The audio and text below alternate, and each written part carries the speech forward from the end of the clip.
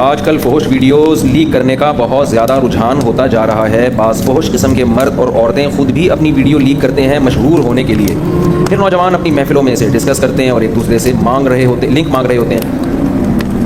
کیا جس طرح ویڈیو لیک کرنے والے مجرم ہیں، اسی طرح ان ویڈیوز کو پھیلانے والے اور ان پر بلا وجہ ڈسکشن کرنے والے بھی مجرم ہیں؟ برائے مہربانی بتائیں، یہ برائی عام ہوتی جا رہی ہے۔ اس پر میں پہلے کئی بار بیان کر چکا ہوں۔ قرآن مجید میں اللہ تعالیٰ نے تجسس سے منع کیا ہے، ٹوہ میں لگنے سے منع کیا ہے، اور قرآن و سنت میں اگر کسی کے گناہ پر آپ مطلع ہو گئے تو اس پہ پردہ ڈالنے کا حکم دیا گیا ہے، اس کو نمایاں کرنے اور پھیلانے کی آپ کو شریعت میں اجازت نہیں ہے۔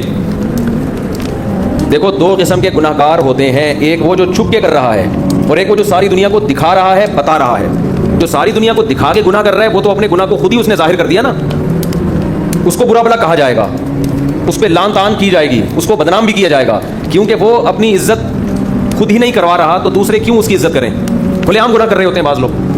ایک وہ ہے جو بند کمرے میں کسی ہوٹل میں کہیں چھپ کے کوئی برائی کر رہا ہے، زنا کر رہا ہے، فحش ویڈیوز دیکھ رہا ہے، یا کوئی بھی جرم کر رہا ہے، یہ جرم ہے، جرم کو کبھی بھی اس کی تعریف نہیں کی جائے گی۔ ان الذین یکسبون الاثم سیجزون بما كانوا یقترفون، اللہ کہتے ہیں جو بھی جرم کر رہا ہے نا، ان قریب اس کو اس کی سزا ملے گی، چاہے بند کمرے میں کر رہا ہو یا کھلے عام کر رہا ہو، اللہ نہیں چھوڑے گا۔ لیکن خوب سمجھ لو، جو بند کمرے میں گناہ کر رہا ہے وہ بھی گناہ گار ہے، لیکن اگر وہ بند کمرے میں کر رہا ہے، وہ چھپانا چاہتا ہے نا اپنے اس جرم کو، وہ نہیں، آپ نے خفیہ کیمرہ لگا کے اس کے گناہ کو ایکسپوز کر دیا، تو آپ ڈبل مجرم ہیں۔ ایک تجسس کہ آپ کسی کے ٹوہ میں کیوں لگے، کیوں آپ نے کیمرہ لگایا بھائی وہاں پہ، آپ کو کس نے اجازت دی ہے کسی کی پرائیویسی میں گھسنے کی؟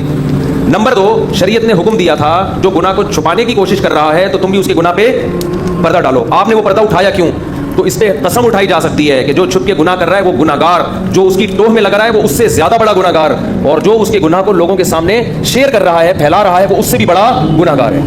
عین ممکن ہے جس نے چھپ کے گناہ کیا توبہ کرے اس کی بخشش ہو جائے، لیکن جس نے اس گناہ کو پھیلایا ہے اس بات کا زیادہ امکان ہے کہ اس کی بخشش نہ ہو۔ میں حیران ہوتا ہوں کہ یار خفیہ ویڈیوز لیک ہوتی ہیں، جس کی ویڈیو لیک ہوئی ہے اس کو تو گالیاں دی جا رہی ہوتی ہیں، جو ویڈیو لیک کر رہا ہے اسے کوئی ایک لفظ بھی برا بلا کہنے کے لیے تیار نہیں ہوتا، بھائی اس سے بڑا مجرم تو یہ ہے۔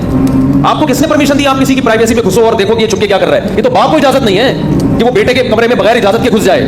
اگر آپ کو خطرہ ہے نا کہ آپ کا بیٹا بند کمرے میں فحش ویڈیو دیکھتا ہے تو آپ بیٹے کو بتا دیں کہ بیٹا اندر سے کنڈی لگانے کی آپ کو اجازت نہیں ہے، تو پہلے اطلاع دے دیں کہ میں اچانک آؤں گا، پھر آپ جا سکتے ہیں۔ آپ اس کو بتا دیں کہ تم کمرے میں کیا دیکھتے ہو، میں چیک کروں گا، میں ہسٹری چیک کروں گا، تو بتا دیں، پھر صحیح ہے۔ اور یہ کام بھی صرف باپ کرے گا، ہر ایک کو اس کی اجازت نہیں ہے۔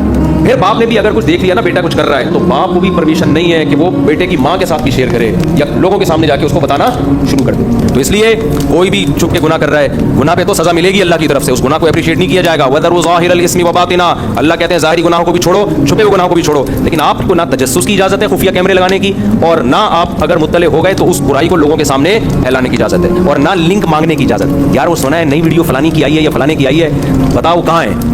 تو سمجھ لو کہ آپ اپنے گناہ کو، اپنے اللہ کو یہ اجازت دے رہے ہو گویا کہ اللہ اب میرا بھی کوئی ایسا جرم ہونا تو لوگوں کو بتا دے۔